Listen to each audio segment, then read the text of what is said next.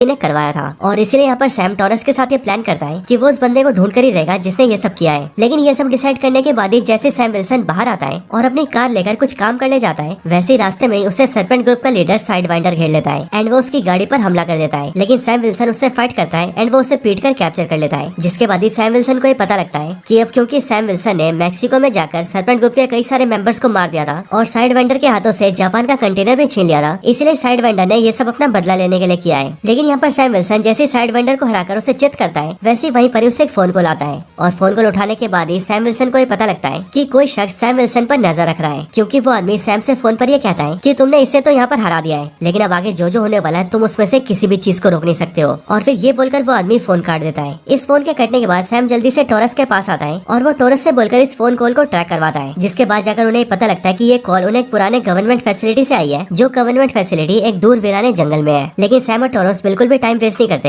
And वो जल्दी से जाकर सीधा उस गवर्नमेंट फैसिलिटी में जाते हैं। वहाँ पहुँचने के बाद उन दोनों को ये पता लगता है कि ये गवर्नमेंट फैसिलिटी सिर्फ एक दिखावे के लिए है, क्योंकि एक्चुअल में ये एक रिसर्च एरिया है जहाँ पर थंडरबोल्ट रॉस इलीगल एक्सपेरिमेंट्स करवाता है। और ये एक्सपेरिमेंट्स वो तब से करवाता आ रहा है जब वो आर्मी के अंदर जनरल था। लेकिन अब यहाँ पर सैम और टॉरस को जैसी सारी बातें पता लगती है, वैसे उन सबके सामने नए कैरेक्टर की एंट्री होती है और ये कैरेक्टर होता है सैमुअल स्टर्न्स, यानी कि द लीडर। अब द लीडर को देखकर सैम विल्सन और टॉरस दोनों काफी दंग रह जाते हैं, क्योंकि as of course the leader भी हल्क की तरह पूरा ग्रीन था और उसके सर का भेजा फ्राई हो चुका था। यहाँ पर लीडर को देखकर सैम उससे पूछता है कि आखिरकार तुम कौन हो और आखिरकार तुम ये सारी चीजें क्यों करवा रहे हो। और हाँ, मैं ये भी जानता हूँ कि हो ना हो प्रेसिडेंट पर होने वाले हमले में तुम्हारा हाथ जरूर है। अब सैम की सारी बातें सुनकर लीडर उससे कहता है कि एक्चुअल में मेरा नाम सैमुअल स्टर्न्स है और मैं एक साइंटिस्ट हुआ करता था। लेकिन जब एक बार ब्रूस बैनर ने मेरे पास आकर मदद मांगी, तब उसकी मदद करने के दौरान उसका गामा रेडिएशन वाला ब्लड मेरे सर पे गिर गया और वो मेरे सर के जख्म के जरिए सीधा मेरी बॉडी में आ गया, जिस वजह से मैं ऐसा बन गया। हालांकि ऐसा होने से मेरा चेहरा और मेरी बॉडी तो खराब हो गए, लेकिन उस वजह से मेरा दिमाग बहुत ज्यादा एडवांस हो गया और मैं बहुत ही ज्यादा स्मार्ट और इंटेलिजेंट बन गया। लेकिन जैसे ही मेरे बारे में थंडरबोल्ट रॉस को पता लगा, वैसे उसने मुझे कैप्चर कर लिया और उसने मेरे पर कई सारे एक्सपेरिमेंट्स किए। उस दौरान मैं उससे कहता रह गया कि वो मुझे आजाद कर दे, लेकिन तब उसने मुझसे ये कहा कि ये सारे काम यूएस की गवर्नमेंट करवा रही है और इसीलिए वो चाह कर भी मुझे छोड़ नहीं सकता है। लेकिन हाँ, उसने मुझसे ये वादा किया कि जिस दिन वो यूएसए का प्रेसिडेंट बनेगा उसी दिन वो मुझे आजाद कर देगा। लेकिन प्रेसिडेंट बनने के बाद भी उसने मुझे कभी आजाद नहीं किया और वो लगातार मेरे पर एक्सपेरिमेंट्स करवाता ही रहा और इसीलिए जो मेरे पर एक्सपेरिमेंट कर रहा था मैंने उसे जान से मार दिया। एंड फिर मैंने ये डिसाइड किया कि मैं थंडरबोल्ट रॉस का असली ईवल चेहरा दुनिया के सामने लेकर आऊंगा, ताकि पूरी दुनिया को पता चल सके कि थंडरबोल्ट रॉस असलियत में कैसा इंसान है। और फिर इसी तरीके से मैं थंडरबोल्ट रॉस से अपना बदला लूंगा। और फिर ऐसा करने के लिए मैंने साइडवाइंडर को एक कॉन्ट्रैक्ट दिया कि वो जापान के कंटेनर को चोरी कर ले, और ऐसा करने के लिए मैंने साइडवाइंडर को CIA के अकाउंट से पैसे भेजे, ताकि जब जापान को इस बारे में पता लगे तब जापान को समझ में आए कि ये सारी चीजें थंडरबोल्ट रॉस ने करवाई है। अब दोस्तों मैं आपको बता दूं कि यहाँ पर लीडर ने जिस CIA का नाम लिया है वो CIA यूएसए की एजेंसी है, जिसका नाम है सेंट्रल इन्वेस्टिगेशन एजेंसी, और ये CIA हमारे देश के रॉ की तरह ही काम करती है। अब यहाँ पर ये सारी बातें जानने के बाद ही सैम विल्सन को ये भी पता लग जाता है कि अभी कुछ टाइम पहले उसे जिसने फोन कॉल किया था वो भी उसे लीडर नहीं किया था। और अब इसीलिए सैम विल्सन लीडर की इन सारी बातों को जानने के बाद ही ये समझ जाता है कि ये जो भी गड़बड़ियां हो रही है उन सब के पीछे लीडर का हाथ है और इसीलिए उसके लिए लीडर को पकड़ना बहुत जरूरी है। लेकिन अब यहाँ पर सैम विल्सन जैसे लीडर को पकड़ने की कोशिश करता है, वैसे लीडर इस फैसिलिटी के सारे गार्ड्स को अपना गाना सुनाकर हिप्नोटाइज कर देता है और उन्हें अपने वश में करके वो उन सभी को सैम विल्सन और टॉरस पे छोड़ देता है। और इस मौके का फायदा उठाकर लीडर वहाँ से भाग जाता है, जिसके बाद सैम विल्सन और टॉरस इन सारे गार्ड्स का किसी तरह से सामना करते हैं एंड फिर वो लोग भी वहाँ से निकल जाते हैं। अब दोस्तों इसके अगले सीन में हम ये देखते हैं कि लीडर अपने प्लान में कामयाब हो जाता है, क्योंकि जापान कंट्री को ये पता लग जाता है कि उनके एडमेंटियम के कंटेनर को चोरी करने के लिए साइडवाइंडर को अमेरिका के CIA ने पैसे भेजे थे। और इसीलिए इस बात को जानकर जापान कंट्री का PM ये समझ जाता है कि उनके साथ ये जो भी कुछ हुआ ये सब एक चाल है और ये चाल उनके साथ थंडरबोल्ट रॉस ने खेली है। और फिर इसके बाद जापान का PM ये डिसाइड करता है कि उसने एडमेंटियम को लेकर यूएसए के साथ जो गठबंधन किया था वो उसे तोड़ देता है और वो अपनी मिलिट्री को सीधा सेलेस्टियल आइलैंड पर भेज देता है, ताकि इस तरीके से यूएसए से पहले जापान सारे एडमेंटियम को अपने काबू में कर ले। लेकिन अब इधर यूएसए के अंदर जैसे यूएस की इंटेलिजेंस को ये पता लगता है कि जापान कंट्री सारे एडमेंटियम को हासिल करने के लिए सेलेस्टियल आइलैंड पर जा रहा है, वैसे वो इस बारे में जल्दी से थंडरबोल्ट रॉस को बताते हैं। जिसके बाद ये बात जानते थंडरबोल्ट रॉस जल्दी से ऑर्डर देता है और अपनी मिलिट्री को लेकर भी सीधा इंडियन ओशन की तरफ निकल जाता है, ताकि जापान कंट्री से पहले वो सेलेस्टियल आइलैंड पर पहुंच जाए और सारे एडमेंटियम को अपने काबू में ले ले। और अब क्योंकि दोस्तों जापान और यूएसए जैसी दो बड़ी बड़ी कंट्रीज की मिलिट्री एक दूसरे के आमने सामने आकर खड़ी हो जाती है, इसीलिए पूरी दुनिया के न्यूज चैनल्स में ये बात फैल जाती है कि शायद से एडमेंटियम को लेकर जापान और यूएसए के बीच वॉर होने वाली है। अब इधर ये सारी बात जैसी सैम और टॉरस को पता लगती है, वैसी वो लोग भी जल्दी से अपने सूट में सूट अप होते हैं और तेजी से सीधा सेलेस्टियल आइलैंड की ओर निकल जाते हैं। यहाँ पर आने के बाद ही सैम विल्सन थंडरबोल्ट रॉस का वॉरशिप देखता है और इसीलिए वो जल्दी से उसके अंदर आता है एंड वो रॉस से मिलता है। यहाँ पर सैम विल्सन थंडरबोल्ट रॉस को समझाता है कि वो ऐसा ना करे, क्योंकि यहाँ पर एक भी गलत कदम उठाने की वजह से दोनों देशों के बीच वॉर हो सकती है। बट इन दोनों की बातचीत बातचीत के दौरान ही हम दूसरी साइड लीडर को देखते हैं, जो कि सैम विल्सन से बचकर भागने के बाद सीधा घर में घुसता है और वहाँ पर एक फोन लेकर यूएस के 2 पायलट्स के वायरलेस को हैक कर लेता है। और ये दोनों पायलट्स इस टाइम पर सेलेस्टियल आइलैंड के पास ही होते हैं और इसीलिए लीडर फोन से दूर रहकर उन दोनों को अपने वश में कर लेता है और उन दोनों से जापान पर हमला करने के लिए कहता है। जिसके बाद ही यूएस के दोनों पायलट्स अपने एयरक्राफ्ट को लेते हैं और यूएस के वॉरशिप्स के ऊपर हमला कर देते हैं। ये देखकर जापान को ऐसा लगता है कि यूएसए ने फायरिंग स्टार्ट कर दी है और शायद से ये वॉर की शुरुआत हो चुकी है। एंड इसीलिए इसके रिस्पॉन्स में जापान भी अपने 2 एयरक्राफ्ट भेजता है, जिसके बाद चारों एयरक्राफ्ट के बीच फाइट होने लगती है। बढ़िया देखकर सैम विल्सन और उसका दोस्त टोरस जल्दी से वहाँ पर आते हैं और वो यूएसए के दोनों एयरक्राफ्ट को रोककर उन दोनों के पायलट्स को बाहर निकाल लेते हैं। जिसके बाद सैम विल्सन जापान को ये समझा देता है कि ये कोई वॉर नहीं है, बल्कि यहाँ पर उनके 2 सोल्जर्स ने बिना परमिशन के फायरिंग कर दी थी। और फिर इसीलिए हम ये देखते हैं कि यूएसए और जापान दोनों के बीच की वॉर जो कि होने वाली थी वो रुक जाती है और दोनों देश अपनी अपनी मिलिट्री लेकर अपने अपने देश वापस आ जाते हैं। इधर सैम विल्सन भी अपने यूएसए वापस आ जाता है। लेकिन दोस्तों वहाँ सेलेस्टियल आइलैंड के ऊपर सैम का दोस्त टोरस लड़ने की वजह से काफी घायल हो गया था और इसलिए सैम उसे जल्दी से हॉस्पिटल ले जाता है और वहाँ पर उसका इलाज करवाता है। अब दोस्तों हॉस्पिटल के अंदर ही बकी की एंट्री होती है, यानी कि विंटर सोल्जर की। और विंटर सोल्जर यानी कि बकी बास यहाँ पर सैम से मिलने आया होता है एंड वो सैम से कहता है कि उसकी लड़ाई के बारे में उसने न्यूज में देखा था। लेकिन यहाँ पर सैम से मिलने के बाद ही वो थोड़ी देर में वहाँ से चला जाता है और उसके जाते टाइम हमें पता लगता है कि बकी यूएसए के अंदर एक पॉलिटिशियन बन गया है। लेकिन अब इन सारी चीजों के बाद हम ये देखते हैं कि यूएसए का प्रेसिडेंट यानी कि थंडरबोल्ट रॉस एक प्रेस कॉन्फ्रेंस रखता है और ये प्रेस कॉन्फ्रेंस इसलिए रखी जाती है ताकि एडमेंटम को लेकर जापान और यूएसए के बीच जो टेंशन हो गए थे और दुनिया को ऐसा लग रहा था कि जापान और यूएसए लड़ने वाले हैं, उन सारी चीजों को पूरी दुनिया के सामने क्लियर किया जा सके। इसी प्रेस कॉन्फ्रेंस के अंदर हम ये देखते हैं कि यहाँ पर सैम भी प्रेजेंट होता है और इसीलिए यहाँ पर सैम विल्सन से मिलने के लिए लीडर आता है। यहाँ लीडर सैम विल्सन से मिलकर उससे कहता है कि मैंने यूएसए और जापान को लड़वाने का काफी अच्छा प्लान बनाया था और मेरे इस प्लान के जरिए मैं थंडरबोल्ट रॉस की सच्चाई पूरी दुनिया के सामने ले आता कि वो कितना ज्यादा ईवल है। लेकिन सिर्फ तुम्हारी वजह से मेरा ये पूरा प्लान फेल हो गया। लेकिन तुम फिक्र मत करो, क्योंकि मैं अभी भी थंडरबोल्ट रॉस की सच्चाई पूरी दुनिया के सामने लाकर रहूंगा और मैं ये पूरी दुनिया को दिखाकर रहूंगा कि थंडरबोल्ट रॉस कितना ज्यादा ईवल और बुरा इंसान है। अब दोस्तों इसी दौरान हमें पता लगता है कि असल में थंडरबोल्ट रॉस को काफी साल पहले से एक खतरनाक बीमारी थी, एक ऐसी बीमारी जिसकी वजह से उसकी मौत होने वाली थी और डॉक्टर्स भी थंडरबोल्ट रॉस को बचाने में फेल हो गए थे। लेकिन जब थंडरबोल्ट रॉस ने इस बारे में लीडर को बताया, तब लीडर ने अपने तेज दिमाग की मदद से थंडरबोल्ट रॉस की बीमारी का इलाज ढूंढ लिया और उसके लिए खास तरह की दवाई को इन्वेंट किया, जिस दवाई की एक गोली थंडरबोल्ट रॉस रोज खाता है। लेकिन थंडरबोल्ट रॉस को ये पता नहीं था कि लीडर हर बार उसकी दवाई में गामा रेडिएशन मिलाता था और उस दवाई को थंडरबोल्ट रॉस सालों से ले रहा है। इसी वजह से अभी थंडरबोल्ट रॉस की बॉडी के अंदर बहुत ही ज्यादा गामा रेडिएशन भर चुका है और इतने सारे गामा रेडिएशन की वजह से क्या होता है, इसका आंसर हमें यहीं पर मिल जाता है। क्योंकि यहाँ पर हम ये देखते हैं कि इसी प्रेस कॉन्फ्रेंस के दौरान ही थंडरबोल्ट रॉस देखते देखते रेड हल्क बन जाता है और वो बेकाबू होकर सारी चीजें तोड़ने फोड़ने लगता है और आसपास का कोई भी सोल्जर उसे रोक नहीं पाता है। लेकिन फिर ये चीज देखने के बाद सैम विल्सन सबसे पहले तो सोल्जर्स के हाथों द लीडर को अरेस्ट करवाता है एंड देन वो जल्दी से रेड हल्क को रोकने के लिए आता है। जिसके बाद ही रेड हल्क और सैम विल्सन दोनों के बीच एक बहुत ही खतरनाक फाइट होती है। लेकिन इस फाइट में हम क्लियरली ये देखते हैं कि रेड हल्क बहुत ही ज्यादा पावरफुल है और इसीलिए इस फाइट के अंदर रेड हल्क कैप्टन अमेरिका की शील्ड को जमीन में गाड़ देता है और उसके वाइब्रेनियम से बने दोनों पंखों को भी तोड़ देता है, जिस वजह से सैम विल्सन निहत्था हो जाता है। लेकिन तब उसके बाद ही वो थंडरबोल्ट रॉस को रोकने के लिए उसके सामने उसकी बेटी बेटी रॉस का नाम लेता है और वो थंडरबोल्ट रॉस से कहता है कि वो ऐसा इंसान नहीं है जो कि दूसरों को नुकसान पहुंचाए। साथ ही साथ वो उसे ये भी कहता है कि उसे अपनी बेटी थंडरबोल्ट रॉस के लिए शांत होना ही पड़ेगा। और फिर दोस्तों हम भी देखते हैं कि बेटी रॉस का नाम सुन के थंडरबोल्ट रॉस भी कुछ ही टाइम में शांत हो जाता है और फिर से इंसानी रूप में आ जाता है। लेकिन फिर इसके बाद ही थंडरबोल्ट रॉस को अरेस्ट कर लिया जाता है और फिर उसे उसी जेल के अंदर डाल दिया जाता है जिस जेल के अंदर कैप्टन अमेरिका सिविल वॉर में एंटमैन, फैल्कन, वांडा और होकाई को डाला गया था। लेकिन फिर कई दिन बीतने के बाद सैम विल्सन इस जेल में बेटी रॉस के साथ आता है और वो इस जेल के अंदर बेटी रॉस को उसके फादर थंडरबोल्ट रॉस से मिलवाता है। जिसके बाद थंडरबोल्ट रॉस को अपनी बेटी बेटी रॉस से मिलकर काफी खुशी होती है। इसके साथ ही अब क्योंकि सैम विल्सन ने साबित कर दिया था कि थंडरबोल्ट रॉस पर अटैक करवाने वाला द लीडर है, इसीलिए इस बात को साबित करने के बाद ही वो आइजा ब्रैडली को भी जेल से बाहर निकलवा लेता है और अपने दोस्त आइजा ब्रैडली को अपने साथ ले जाता है। और फिर इसके साथ ही दोस्तों ये पूरी मूवी खत्म हो जाती है। लेकिन दोस्तों मूवी के खत्म होने के बाद इस मूवी के अंदर एक एंड क्रेडिट सीन आता है और इस सीन के अंदर हम ये देखते हैं कि जिस जेल के अंदर थंडरबोल्ट रॉस को रखा गया था, उसी जेल के अंदर लीडर को भी रखा जाता है और इसीलिए सैम विल्सन यहाँ पर लीडर से मिलने भी आता है। लेकिन जब सैम विल्सन लीडर से मिलने आता है, तब लीडर उसे फ्यूचर को लेकर अलर्ट करता है और वो सैम विल्सन से कहता है कि तुम्हें लगता होगा कि तुमने मुझे यहाँ पकड़ के सब कुछ ठीक कर दिया है और अब शायद से तुम्हारी दुनिया पर कोई खतरा नहीं है। लेकिन असल बात तो ये है कि मैंने अपने दिमाग की मदद से सारी पॉसिबिलिटीज देख ली है और इसीलिए मुझे पता है कि वो सब आ रहे हैं और जब वो सब आएंगे तब तुम उन्हें रोक नहीं पाओगे। ये बात सुनकर सैम विल्सन लीडर से पूछता है कि आखिरकार तुम किसकी बात कर रहे हो और कौन आने वाला है। जो सुनकर लीडर सैम विल्सन से कहता है कि तुम्हें क्या लगता है तुम्हारी दुनिया इस पूरे ब्रह्मांड में इकलौती दुनिया है? सच बात तो ये है कि तुम्हारी दुनिया के अलावा और भी अनगिनत दुनिया है और उन सभी दुनियाओं में वो सब रहते हैं और अब वो सब यहाँ पर आ रहे हैं। इसीलिए देखते हैं कि जब वो सब आएंगे तब तुम उन सब से अपनी दुनिया को कैसे बचाते हो। लेकिन दोस्तों लीडर के सब बोलने के बाद ही ये एंड क्रेडिट सीन यहीं पर खत्म हो जाता है और खत्म होने के साथ ही हमारे मन में ये सवाल छोड़ जाता है कि आखिरकार ये वो सब कौन है जिनकी लीडर बात कर रहा है। वैसे अगर इस बारे में आपकी खुद की कोई थ्योरी हो तो आप मुझे कमेंट्स में जरूर बताना ताकि उन सारी सारी थ्योरीज के बारे में मेरे साथ साथ बाकी सब भी जान सके। बाकी दोस्तों, आपको ये वाली वीडियो पसंद आई हो तो वीडियो को लाइक करना, कैप्टन अमेरिका के फैन हो तो कमेंट्स में कैप्टन अमेरिका जरूर लिखना, और जिन्होंने चैनल सब्सक्राइब नहीं करा वो जल्दी से चैनल को भी सब्सक्राइब कर लेना। बाकी मैं मिलता हूँ आपसे ऐसी किसी और बेहतरीन वीडियो में, तब तक के लिए गुड बाय।